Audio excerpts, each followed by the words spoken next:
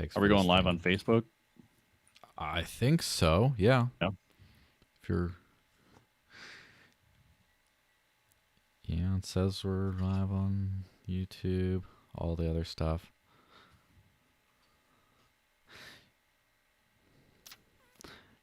Let me just see what Odysee is like. That's the one I care about. Because that's the link that I share out. Because I've been aggressively trying to get people onto the platform that I won't have to complain that I got like deplatformed from in the future. Because Ron Paul got kicked off of YouTube, and that sucks. And he's synced to Odysee, but you gotta make that your number one as soon as you can, or you're gonna have a bad time. Yeah. When I start producing content hardcore, I'm only going Odysee. And are you going to produce content hardcore, or are you going to produce hardcore content? The former. Although, speaking of which, in my personal sharing of the link for today, of the announcement thing for today, I just said get ready to get your fill of Chuck. And then when I was thinking about it, I'm like, before I hit send, I'm like, that sounds kind of dirty. But then I was like, you know what? Leave it. Let's get controversy. Let's hope someone does a double take, because then they'll actually know to pay attention to the stream. Yeah. I do that sometimes. I say little ridiculous things here and there just to see who's paying attention, Yeah. Then they'll actually know to pay attention to the stream. Ooh, there we go. You must be listening on your end. Yeah, mute it. By the way, before we get officially started, is that on your shirt? Is that like a Nazi eagle or something? It looks like one of those old No, it's Mark Passio. What is happening? What on earth is happening? .com. Oh, okay. And the eagle is what? It's an ancient Egyptian symbol, and I forget exactly the etymology of it, but it's a reference, and it's an esoteric reference, and that's this symbol is why it's used in a lot of different control system type symbology, the dollar, the UN, and all these various things. The spreading of the wings and all that it means something. I can't remember exactly what. The spreading of the eagle, is that what happens before you get your fill of Chuck? Anyway, I think we got too far with that stuff. So hey everyone, welcome to this spicy stream. Let me go hit the intro graphic and we'll go right into it.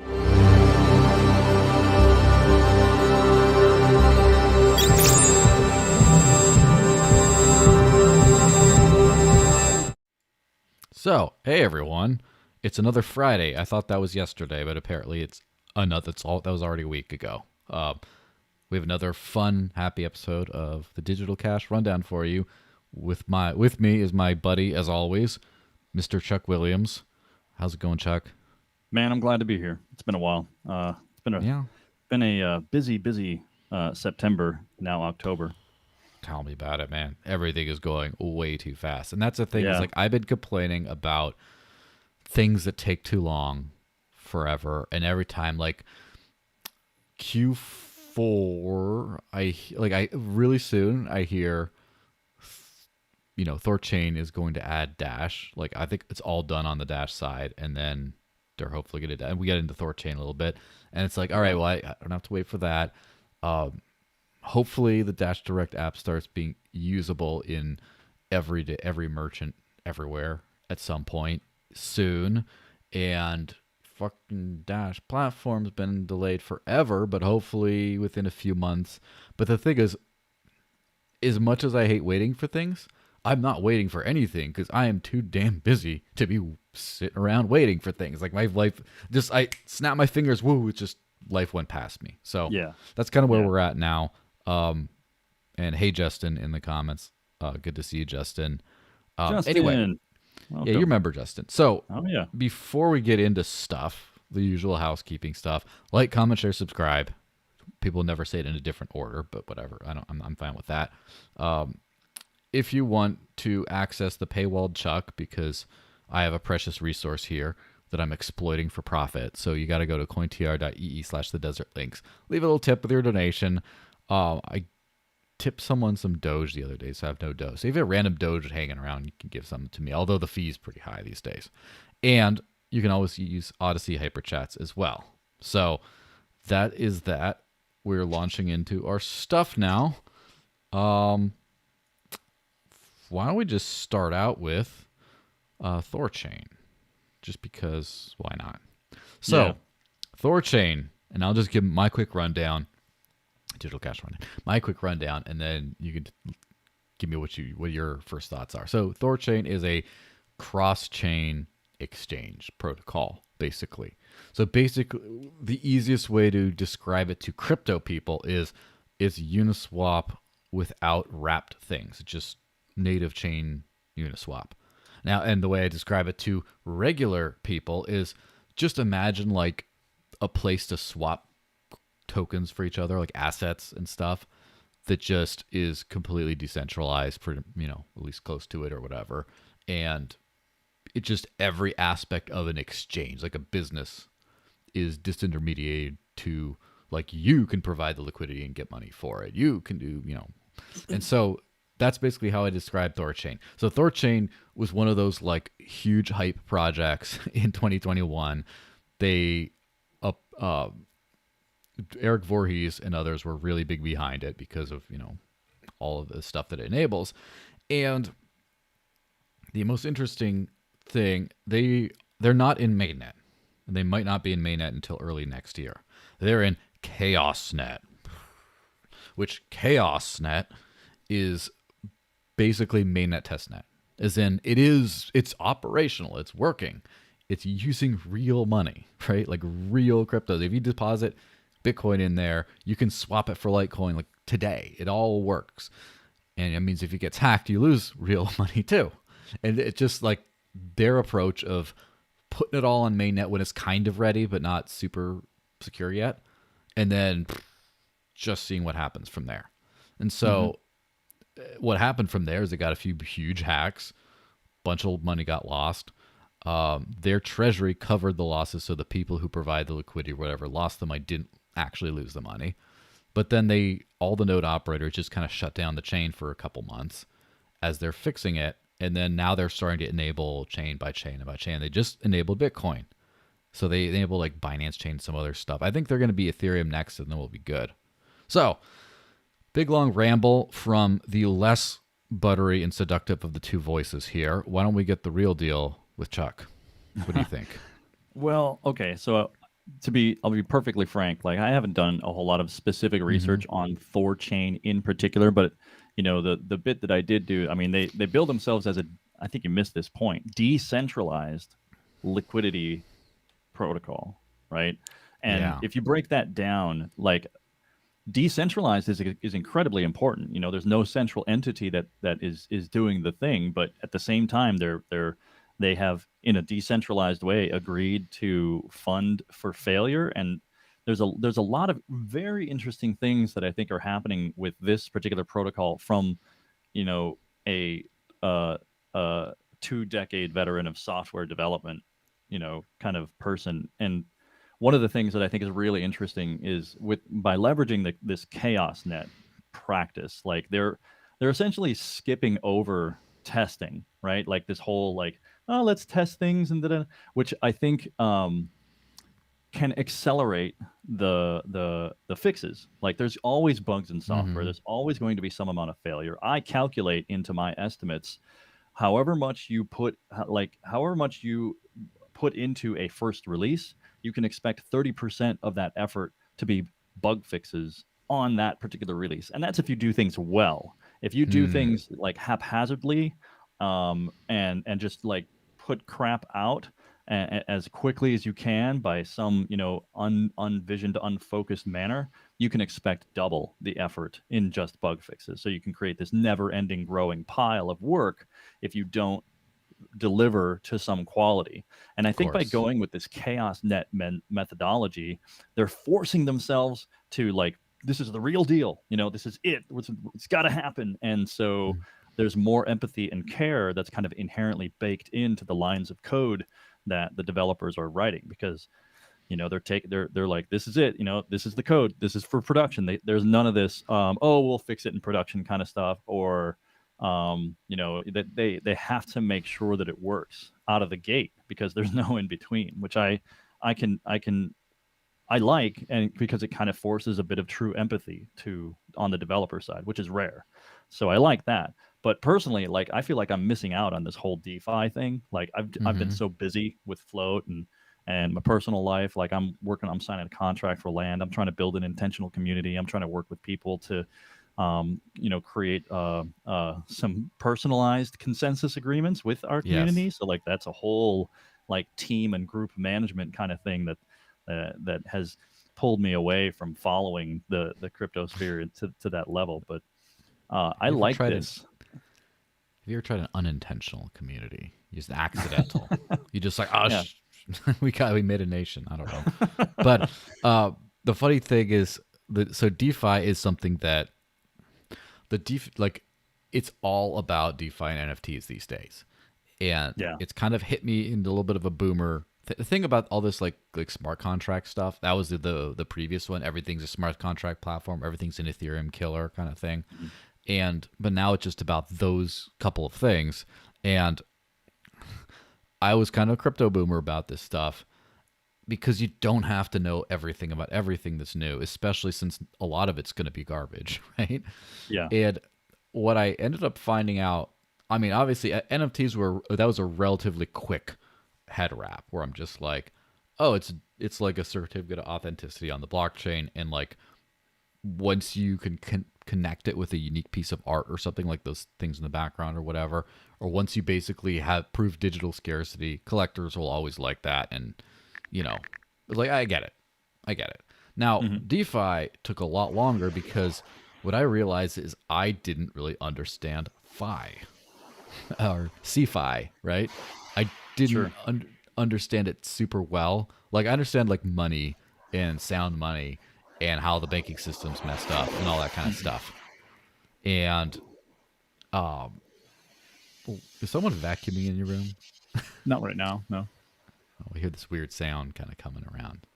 It's a little weird. Oh. It kind of went away. Oh, is it gone? Okay. Sound almost like an ocean breeze or whatever. You know what? That's what I've got a timer going and it's got this ocean breeze background sound. So let me just I was thinking that's kind of disconnect that. I was like, oh, is that like a maid in your room to go like vacuuming? Sorry anyway, about that. that was pretty funny though. So as I was saying about like DeFi, it's basically the way I wrap my head around DeFi.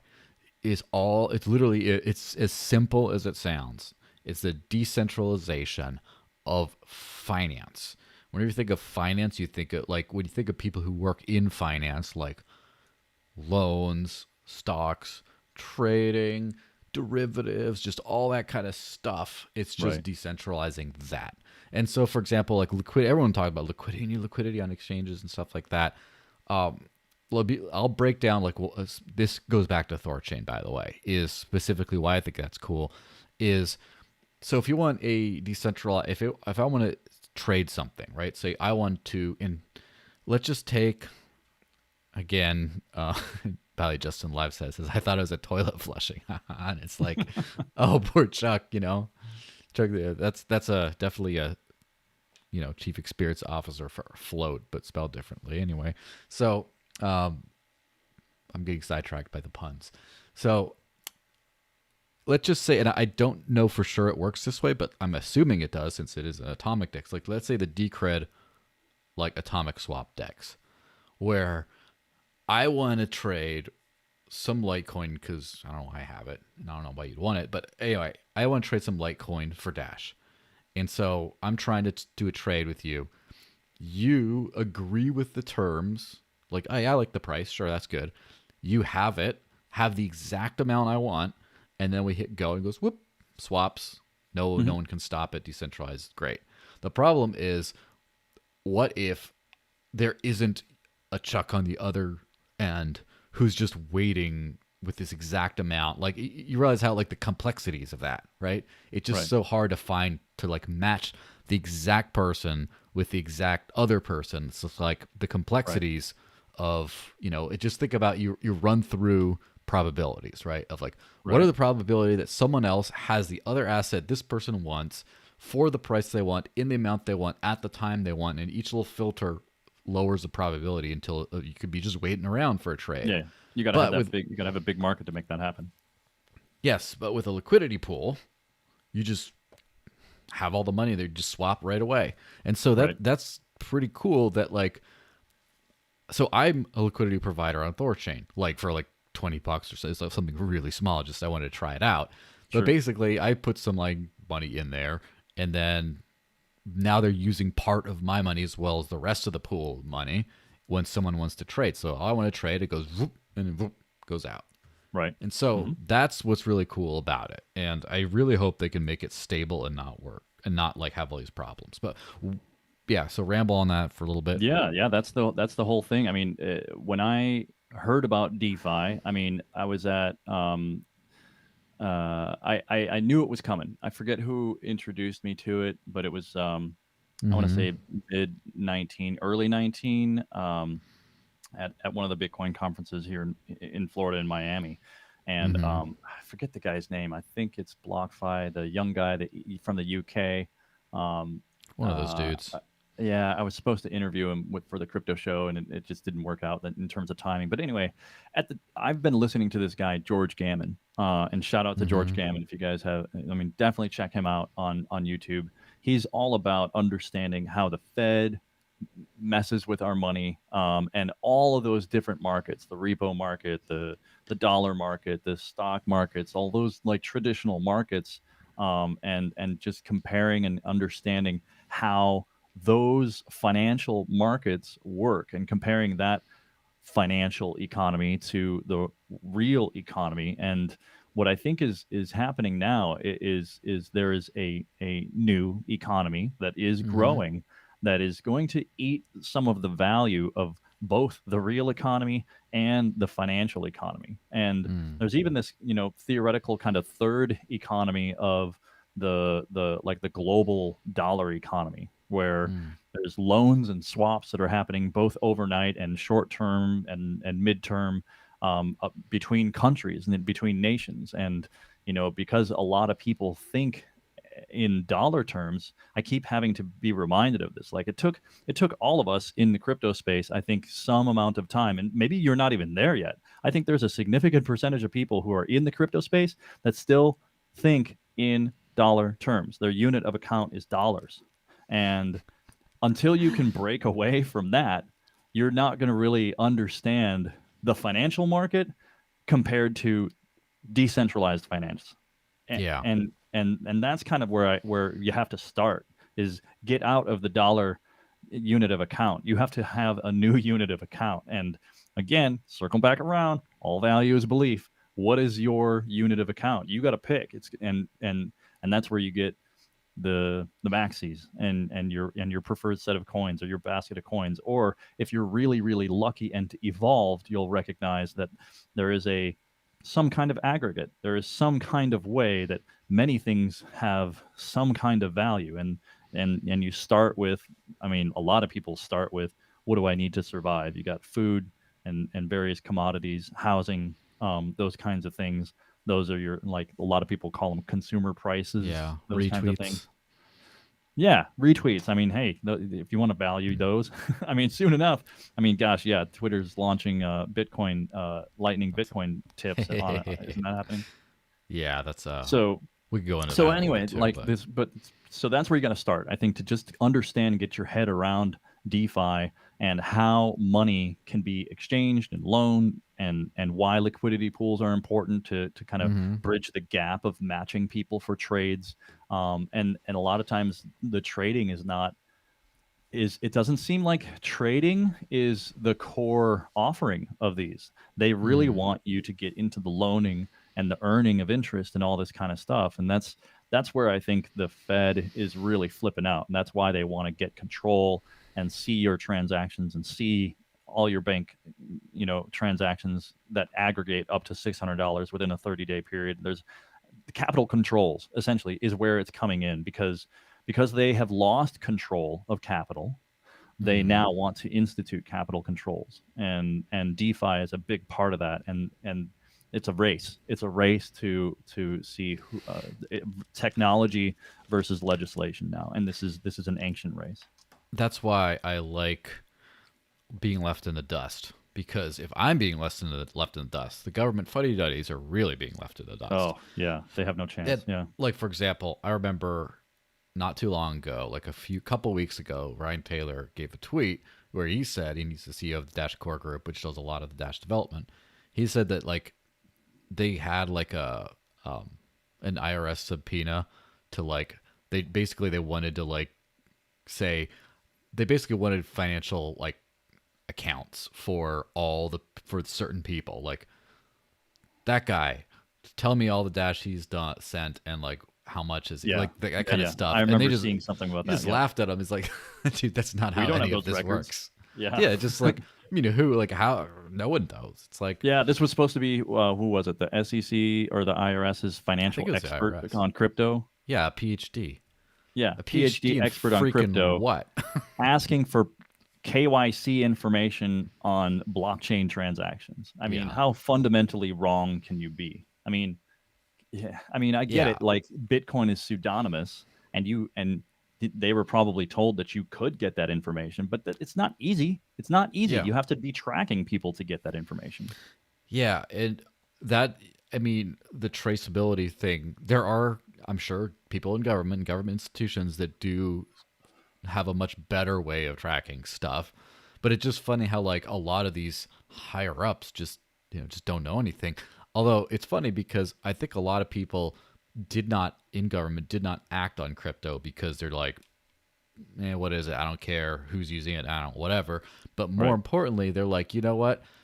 Everyone buys from probably an exchange or from a big peer-to-peer dealer we bust periodically. Like everyone buys from there and everyone sells from there. Crypto is a technology for money laundering, for laundering fiat.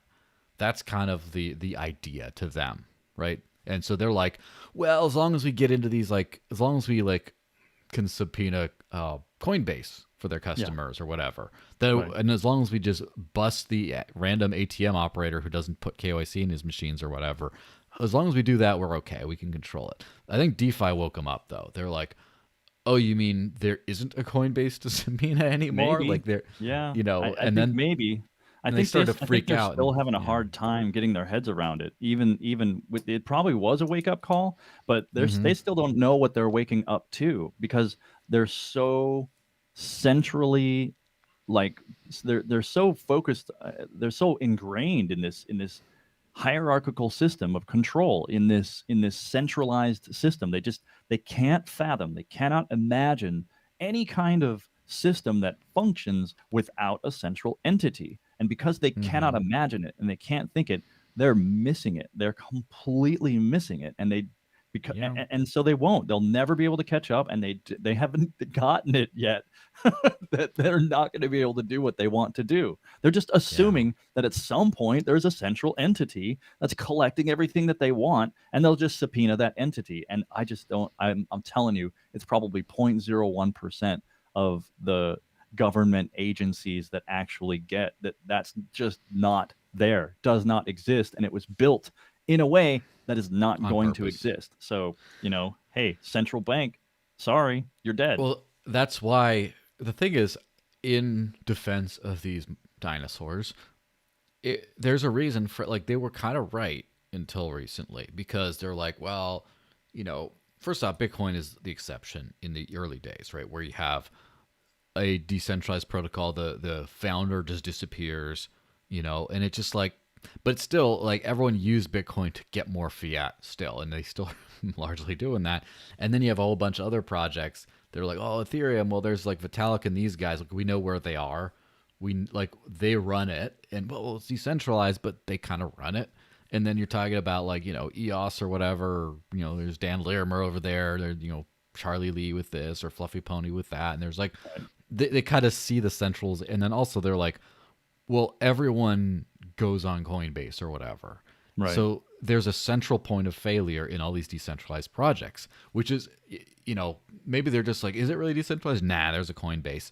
And it's not until DeFi started to boom that they're like, oh, we have to and now they're trying to go after people, or they're talking about going after people who run DeFi projects. And just like Uniswap, right? Uniswap, decentralized protocol, but the interface is not. And so they're saying, you got to remove these tokens from your interface. I'm like, yes, sir. And they do it. Yeah. And so Yeah. they I still know understand. they're taking the Silk Road prosecution approach, where Mhm. Ross Ulbricht was, basically hung for everything that was traded on his website, and Mhm. he was basically he had to take responsibility for everything, and Mhm. it's just fundamentally wrong. It's just Yeah. wrong. But I mean, they'll figure it out. Like, I think they'll figure out, but slower.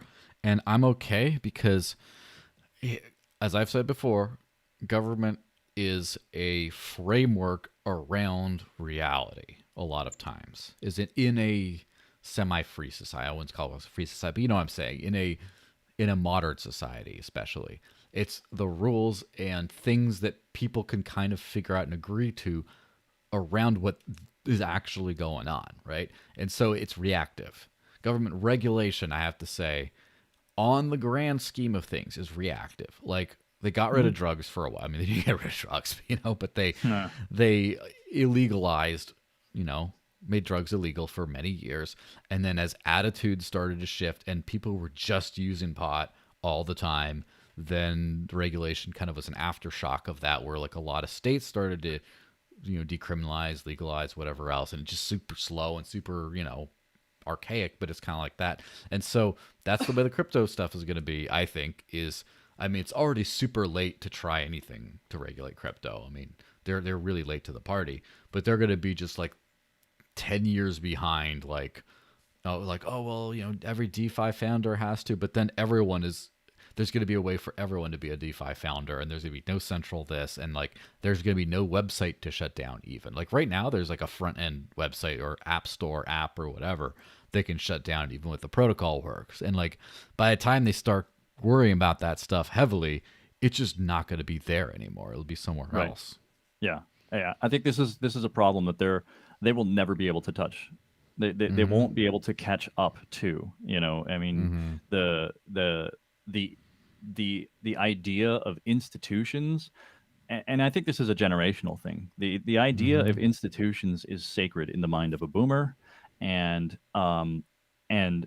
everybody else who is younger than boomers essentially has seen the failure of institutions, and Yeah.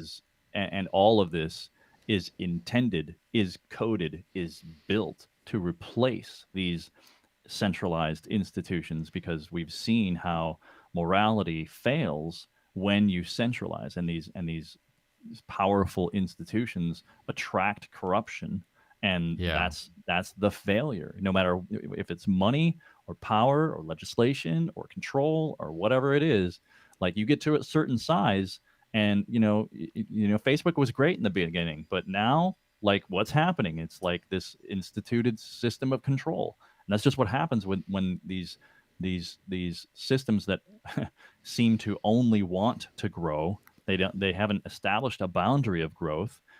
Whereas decentralized systems, that's the whole idea. It's nodes working together. There is a boundary, and there's millions of boundaries baked into the system, and they're all transactional in nature. So everything's super liquid, and so you can't get your hands on anything to blame anybody for anything, or tax anybody for anything, or control anybody for anything, except within the bounds of the rules of the transactions.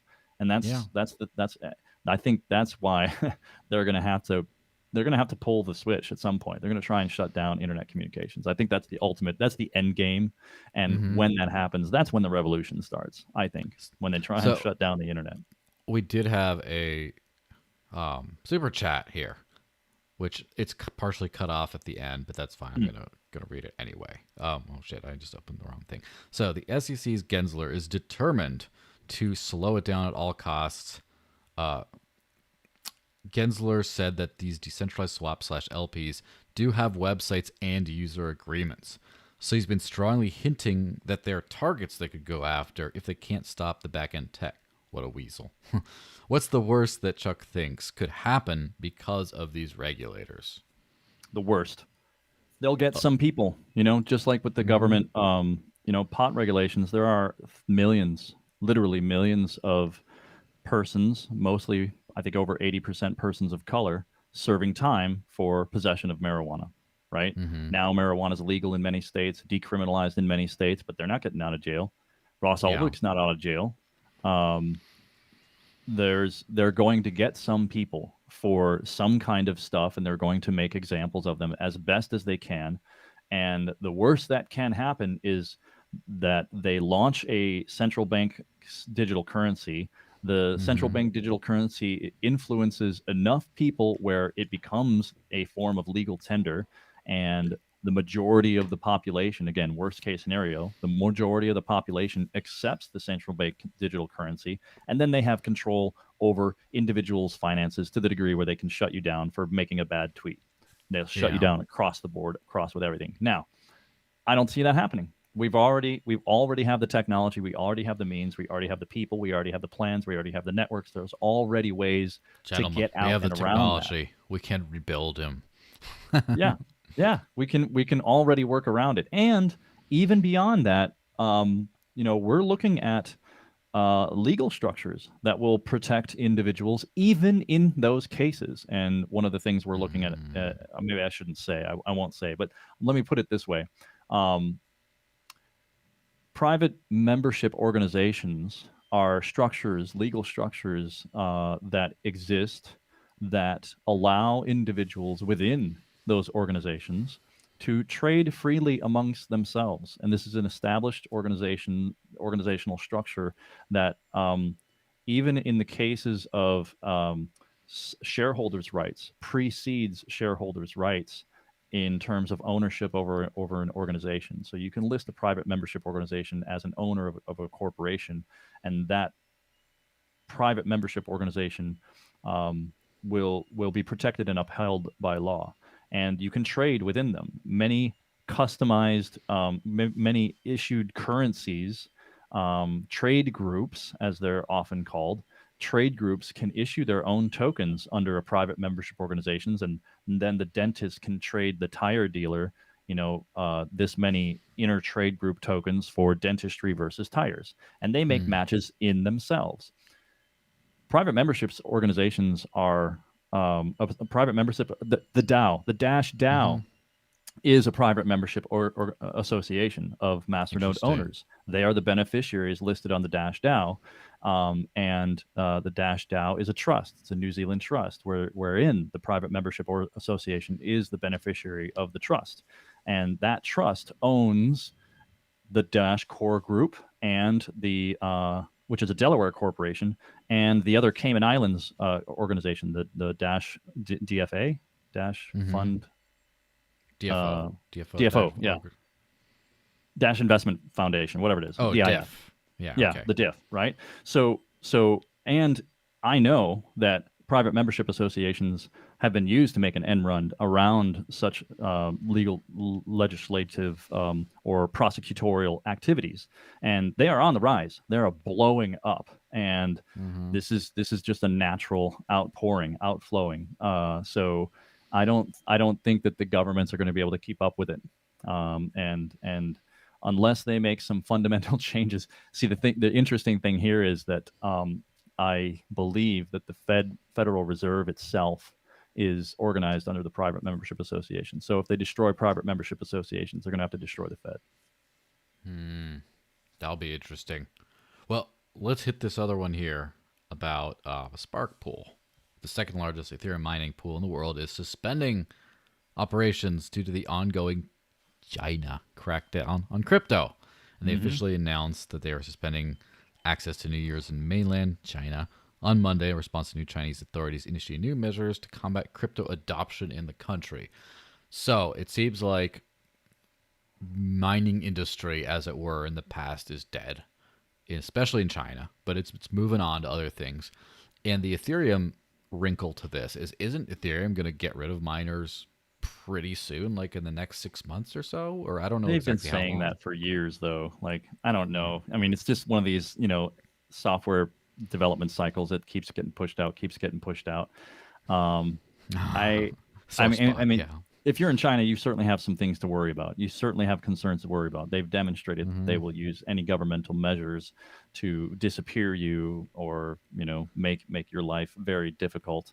They make no secret about their plans, and they execute 100-year plans that involve late stage capitalism, wherein they expect to take all of the value. The revolutionaries will take all of the value from anybody acting as a capitalist.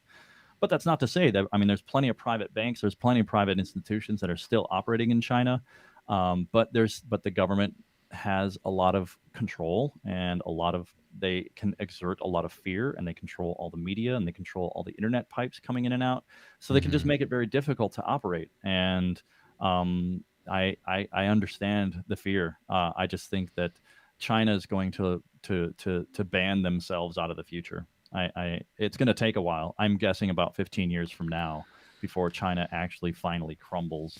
But that they're not. I mean, this is just a canary in the coal mine to me. Yeah, I was a little worried about. I was a little. I won't say worried, but well, here's the thing. Everyone who's been paying attention knows that China, despite recent modernization overtures and things, the government is unwilling to be anything other than totalitarian at the end of the day. Like they're still going to do that. And of course, the U.S. empire waning, thankfully, I mean, I'm glad for that. But then the other side of things is, we have this emboldened, energized China going places, getting a lot of financial interests in Africa, for example, and other emerging economies, and just all this kind of stuff. And then like part of the crypto boom and all this stuff. And there's always that like, oh no, like we're going to get a new superpower soon. It's probably going to be them, and it's going to be ugly for the rest of the world, right? Or because of that. But I'm starting to not think that way anymore, because first off, they basically powered the crypto revolution early on, as far as just all the mining, all like the profitability, all that stuff was in China. Like just think about, if you remember like the block size debates and like the scaling wars, think about, Jihan Wu and Bitmain and all these other the ASICs, like, man. I mean, they built 80-90% of the ASICs. Yeah. And so it's all like China was like, and then also a lot of trading volume and stuff over there, and all just a lot of crazy things. I mean, it's pretty crazy to see that they were hugely instrumental in the crypto revolution, and then now it's kind of crazy to see that they got scared. The government got scared and just basically crushed crypto in the country at a time when it's the cool thing, or they're really getting rid of it. And I'm just thinking like, well, first off, it just shows that like China is still just as authoritarian as it always has been, as the government, I should say, because I love the people, right? But the other thing is, when you have countries like in South America particularly starting to jump on board the crypto bandwagon in a big way, and then the U.S. is like falling behind by doing these dumb infrastructure bill type thingies and just trying to like ratchet down on the industry at home, but then you're like, okay, the U.S. is going to fall behind. It's going to become increasingly irrelevant in the new global economy. And then you contrast it with China, like, well, if the U.S. is going to be bad, what the hell is China going to look like? Because that's way worse for them. Like, so I can't imagine, like, I think that, China is kind of the superpower of the early 2000s, like 2000 to 2030 maybe. But like, I can't really, just because, like the peak of China's power. This is going to be one of those things that could horribly bite me in the ass in a few years or something, but it's okay. I'm just some jackass talking out. Like, I think the peak of China's power is making John Cena apologize in Mandarin. Like, I don't understand the reference. Sorry, I don't know those names. So John Cena is this like famous American pro wrestler dude who's like an actor. He's like he's like The Rock. He's basically like not quite at The Rock's level, but he's one of those guys. Sure. Okay. And he's, some Hollywood guy now, and, white guy, blue collar type vibe to him and stuff. And then what happened was, in some press conference in some kind of like press tour for promoting some big movie, that he was in. He mentioned Oh, is this the Taiwan. G Poo reference thing No, that's been going around? it's not the Winnie the Pooh one, but Okay. he mentioned Taiwan. Like, oh, Okay. countries like Taiwan, and then the Chinese got so mad that he put out an apology video where I didn't know he spoke fluent Mandarin. I think he speaks Mandarin.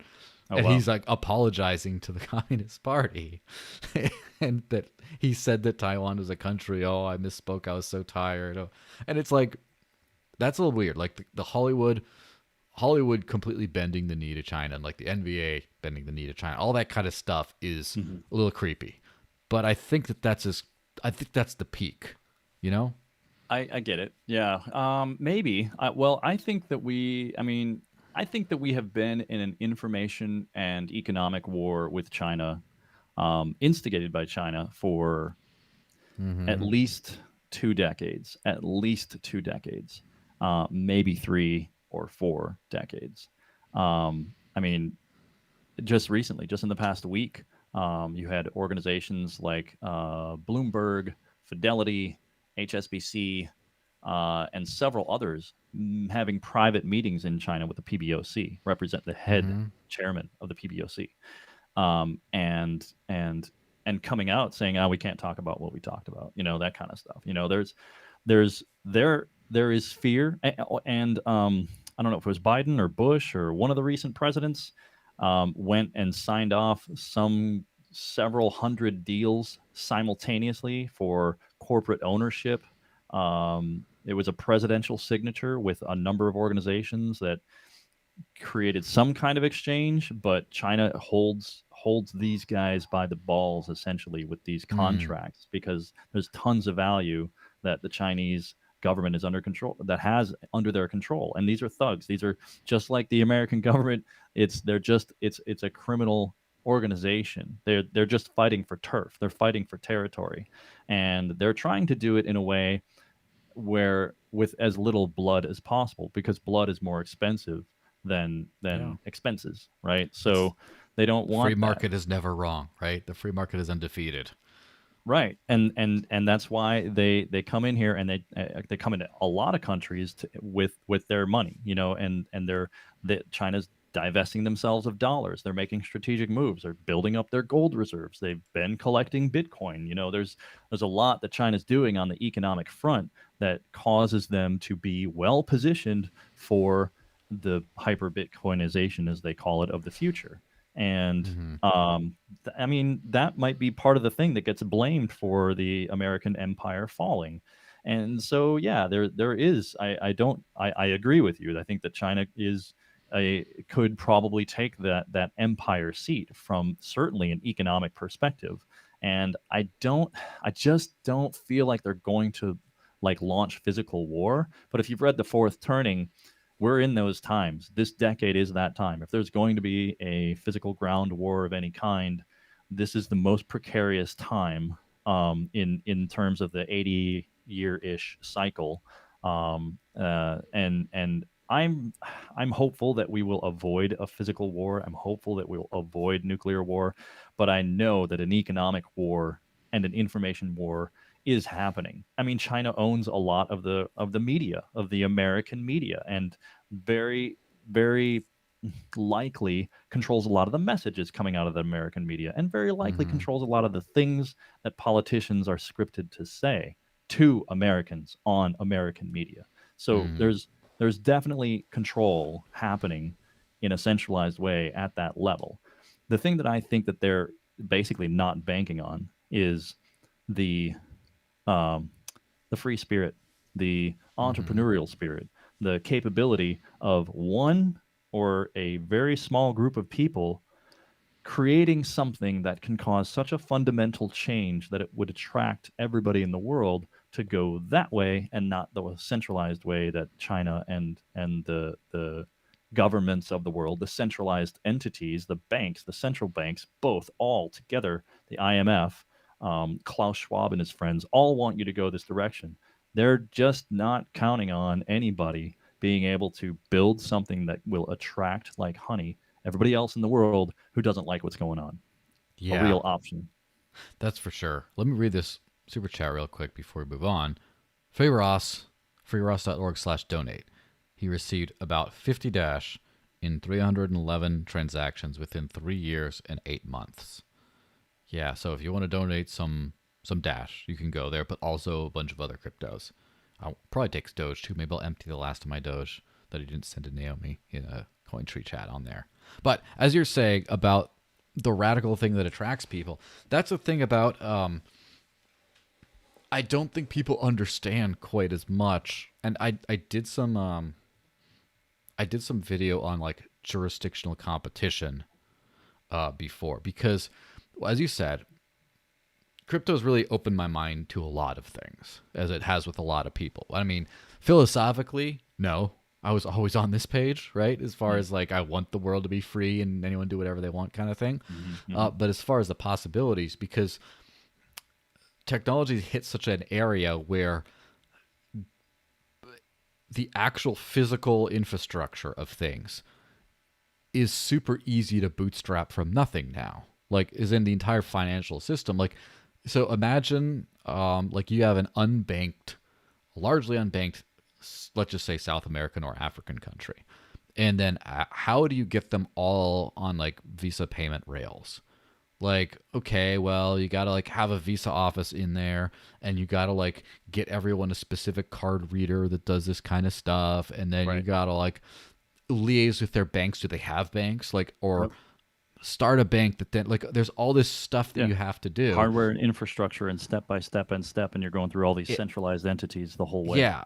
And it's just like the poorer nations just struggle to catch up that quickly. The thing is, once you have a smartphone, and it's not like a country has to expand, like it's not like Western Union or, you know, Stripe or whatever, expand services to this country. If it's like, you don't need to have for crypto. You just like, I could have anyone download a Dash wallet, just send them some stuff that just, as long as they have internet, in some cases, if they don't even need internet, like you're talking Dash Techs and, you know, Venezuela and stuff, but like they just tap into this network. It's just there. It's like, oh, what happened to someone in, let's just say, Cameroon decides, oh, I have a great little hydroelectric thing. I'm going to go make a dam and start mining crypto on that. And it's just like, all they have to do, I mean, if they have ASICs, it's more efficient, but all they have to do is just like get some devices, and then just, now they're in the infrastructure, right? And then think about the architectural knowledge if you want to build new buildings and stuff. It's just all on the internet. Oh, and if we just get one little 3D printer there, we can start like putting out like blocks, and like it's just so much easier to bootstrap a world power from nothing, which is why I believe the next world power, whatever that ends up meaning, is going to come out of nowhere. Because, I mean, if you think about it, the rate of economic growth in Africa, for example, is insane. Depending on where you're at, of course, there's a lot of challenges in a lot of countries. But the thing is, like, the government, like, a lot of those places are so, I would say backwater, but like, they're so underdeveloped that their control mechanisms for the flourishing of human potential are also underdeveloped. And so places that just, they're just getting around to like electricity are now like, they don't know how to do censorship the right way either. Right. Yeah. And so stuff is just going to go explode from nothing. Oh, like, oh shit. Like all of a sudden, like a third of the world's wealth is like in like so few random African nations or something. Like, let's just say that, like, future hypothetical, like, oh shit, how did that happen? And that's why we see stuff like, unfortunately, I think the El Salvador experiment got completely bungled, and we'll get into that in just a second. But like, imagine a South American nation like Panama is a much better crypto law thing they're coming out with, just recognizes crypto as, you know, a legal form of payments, recognizes DAOs, wants to put their government records, like, you know, stuff on some decentralized blockchain, specifically names Bitcoin and Ethereum, but leaves the door open for a bunch of other things. And like, Panama could just end up being, I wouldn't say like the financial, because that's kind of an old school thingy, but it could be one of like the most prosperous countries in the world because of, like, I'm not predicting this because I don't know what else is going on there, but like, you could just take some random South American country that just has a favorable enough jurisdiction, and then all the stuff that's already happened just relocates there and then just flourishes. It could be like this quick. Yeah. Well, I think that's well, and I just want to warn you, I've got like a 5 or 6 minute window here. I got some people that I need to go meet with. No problem. So Which, by the way, Hilawi says hi, and Strophy Leon White is saying hi. what's in the up, chat. Alawi? Yeah, I saw him at PorkFest this year. That was great. Yes. But I think, okay, so my hope, my true dream is the next evolution of humanity is, the networks are taking over everything. They have been taking over. They took over our communications. They took over our information distribution systems. They're taking over our social systems. And the next thing, they've taken over our banking systems. They need to take over our governmental systems. Networks are, I think, more natural than hierarchy, and I think that the hierarchical systems of control cannot maintain the levels of control for the speed at which things move. And I think the next big evolution or revolution for humanity is decentralized nations of some kind, however that manifests. Mm-hmm. So you talk about jurisdiction. Well, there's going to be something. There's going to be a way where we have perhaps virtual jurisdictions or citizenship of virtual communities and things like that, where you may have access to a lot of different kinds of things through your virtual nation, perhaps to include private security, or personal support or medical systems, or there's a lot of different options that hierarchical systems cannot compete with once these DeFi systems start rolling out other services beyond just money, which Bitcoin was intended to do from day one. It was never intended to only be money. So, does that mean you got a jet? Not at the minute. I got about 5 minutes. Let's say 5 minutes. All right. So, yeah, that's exactly true. And I can easily see. So, before people's allegiances or whatever else, like that there's a very 20th century or like 19th and 20th century kind of nation state thing where people got really big into the nation state, where it's like, this is a border, there's a central government, the people speak the same language, and that's what we are as people. That's our be all and end all. And there's some local stuff and maybe federal, whatever, but it's like, that's the nation state is the top determiner, like who you are. Like, for example, back in kingdoms traded land and people all the time. And so in like Europe. And now I think we're going to the area where people's networks are going to overlap a lot of times. There will be like a series of like, it's like Venn diagrams. Like, are you in this thing or this thing, this thing?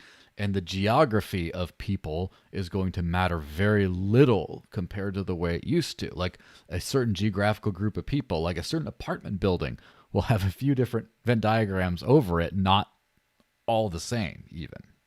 Right.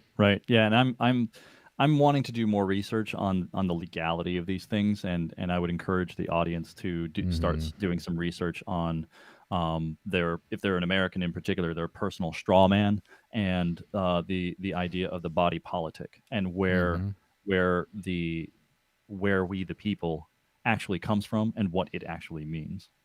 Yeah, well, that makes sense. Well, let's wrap it up then. What's going on that's exciting to you, and where can people follow you and all that cool stuff? Oh man, well, Chuck Williams 37 on Twitter. I'm not on there a whole lot, but of course, Chuck_Williams on flote.app, flote.app. Where I did tag you today.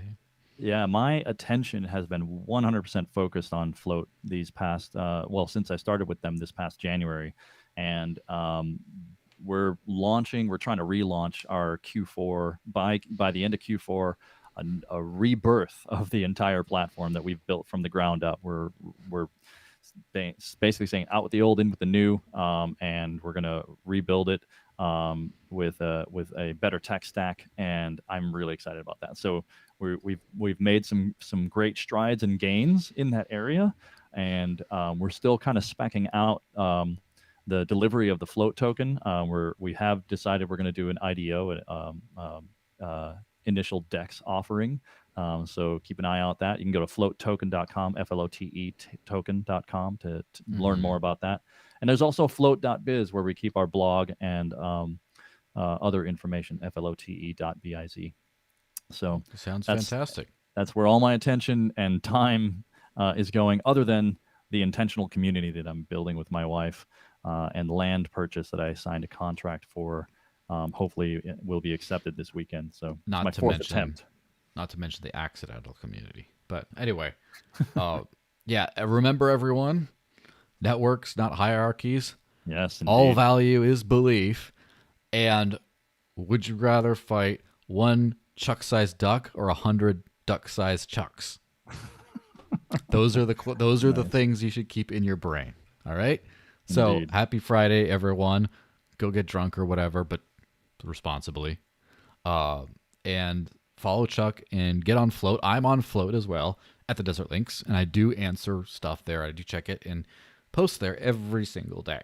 So I'm there. 2 weeks will be another rundown and another Dash podcast. So keep watching that. Follow me on all these stuff that you can see me on. Yeah, that's about all I got. See you guys next week.